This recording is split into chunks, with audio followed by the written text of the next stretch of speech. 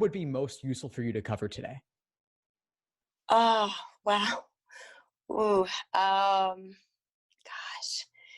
Um, I guess the idea of, I guess, how do I increase my speed while maintaining my accuracy? Because it's one thing to, that you're doing in the practice, and I guess not to freeze under pressure.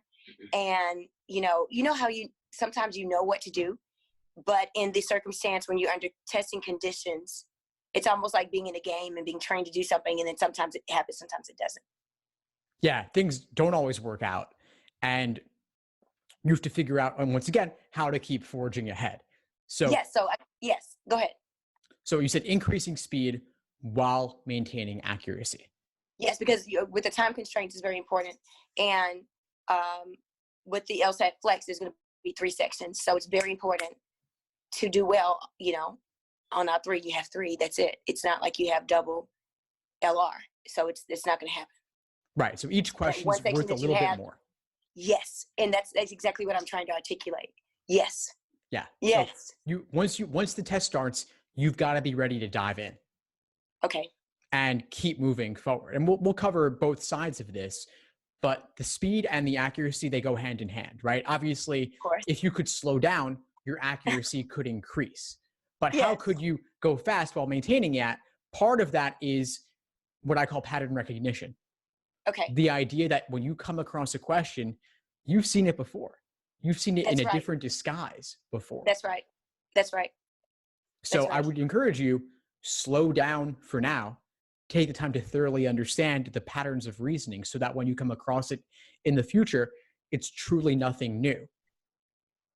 Because I'm becoming a little bit impatient with myself, because I'm like, I've got this list of things to do, and of all the things I want to get through in one day. And I'm like, I'm taking the time to try to understand the reason why, the reason behind my mistakes and my successes. So I'm like, okay, if I got this problem right, it's not good enough for me to just get it right. They might be problematic. I don't know.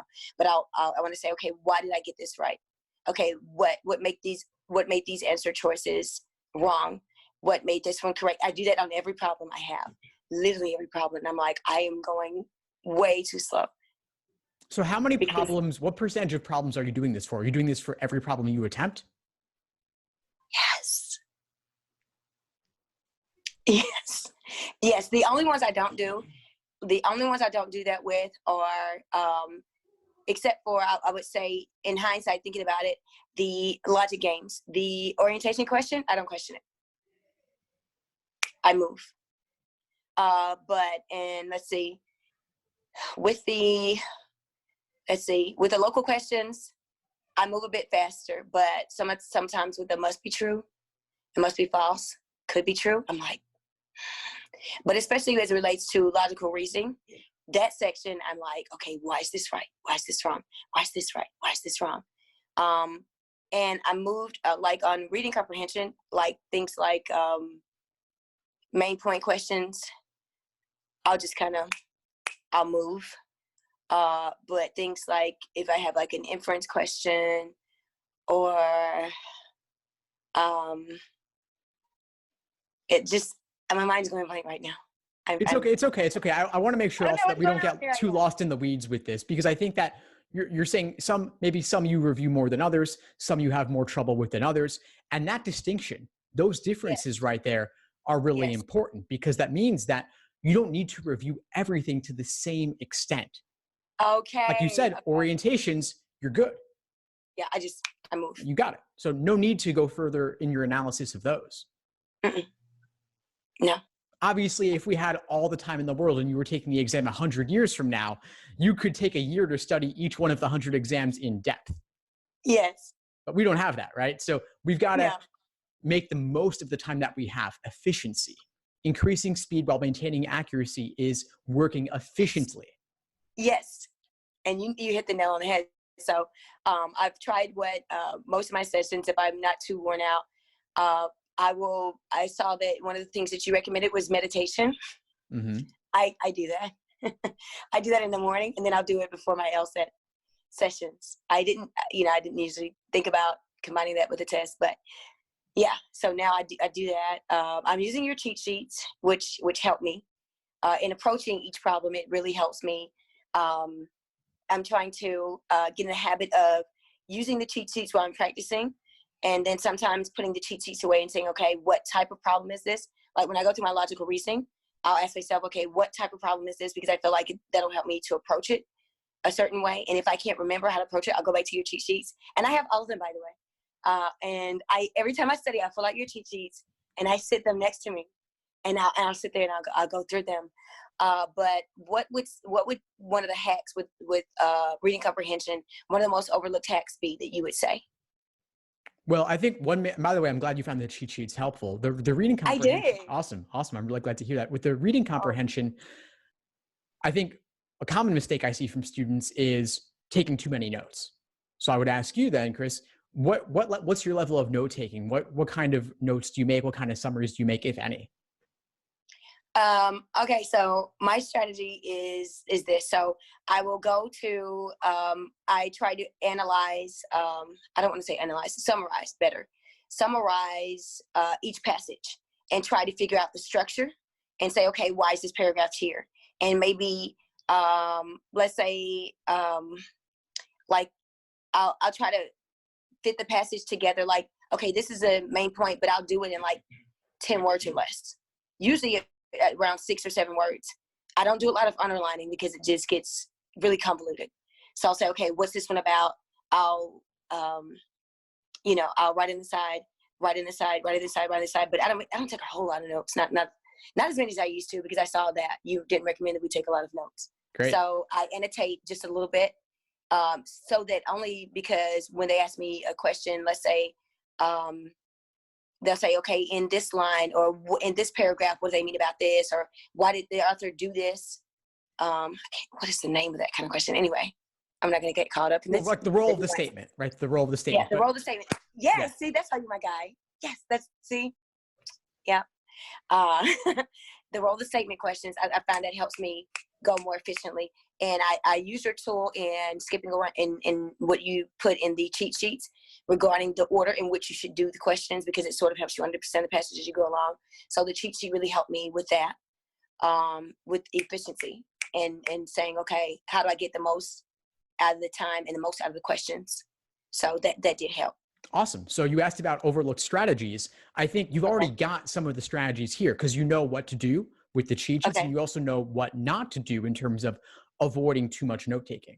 So Chris, I think for you, honestly, what's going to be the game changer for you is changing your review process so that you're able to go into more depth, reviewing fewer questions in more depth, maybe even doing fewer questions as well, so that you can review the ones you actually attempt in more depth. That's right. I try to, I'm very tenacious, and I like to, I don't know, get these tendencies. I don't know if it comes from academics, and you like to be one of the top students, and so you believe in trying to do everything to the best of your ability. But in it's test taking, it's not a classroom. It's just one shot, and you got a few minutes to keep moving and use a strategy like Hunger Games and get through it. I like that book. That's a weird analogy, but it's that way. So what would be the most overlooked hack with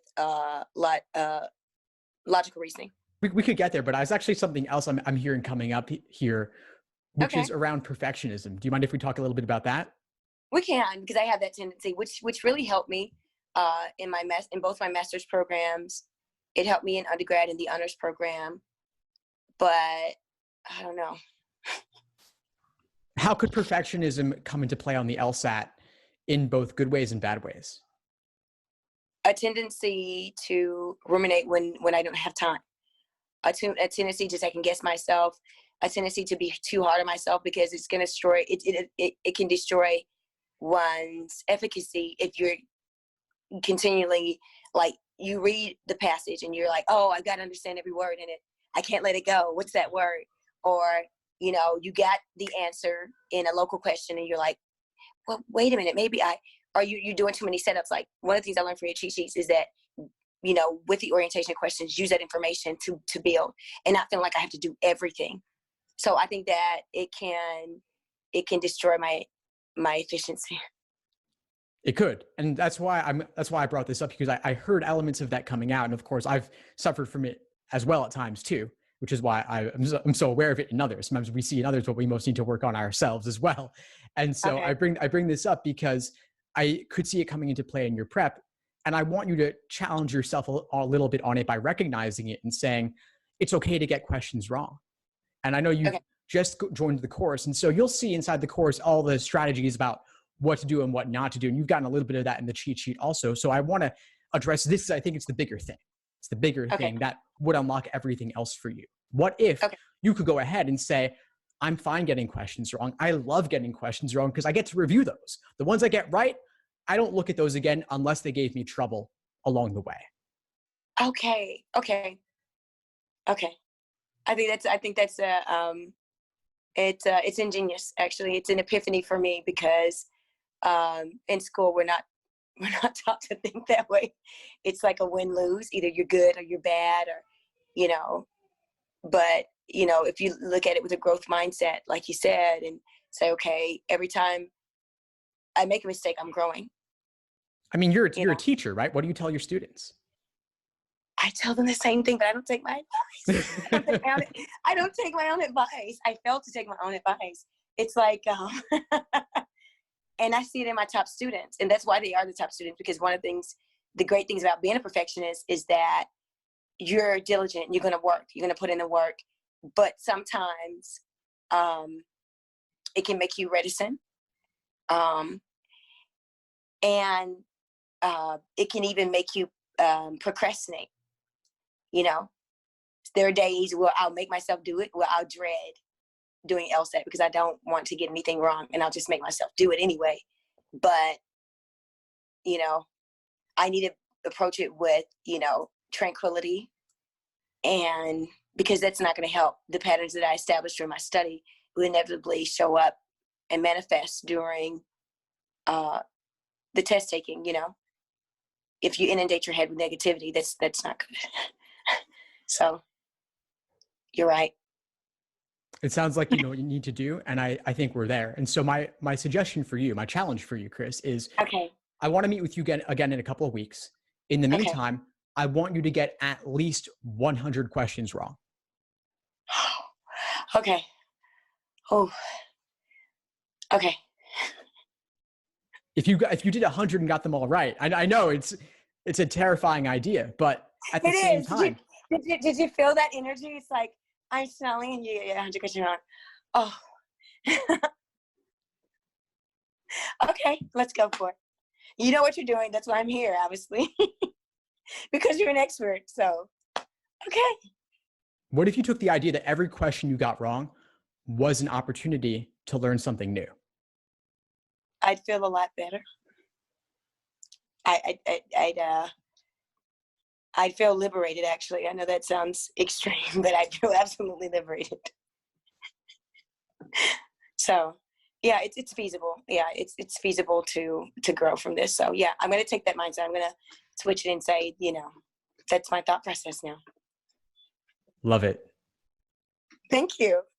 Of course, Chris. We'll meet again in a couple of weeks, and I'll see you in class very soon. Okay, see you in class. Bye. Thank you. Thanks for tuning into the show. Please subscribe if you haven't done so already to be notified of new episodes as I release them. And feel free to reach out if you need anything at all as you move forward with your prep. I'm happy to help however I can. In the meantime, I wish you all the best and take care.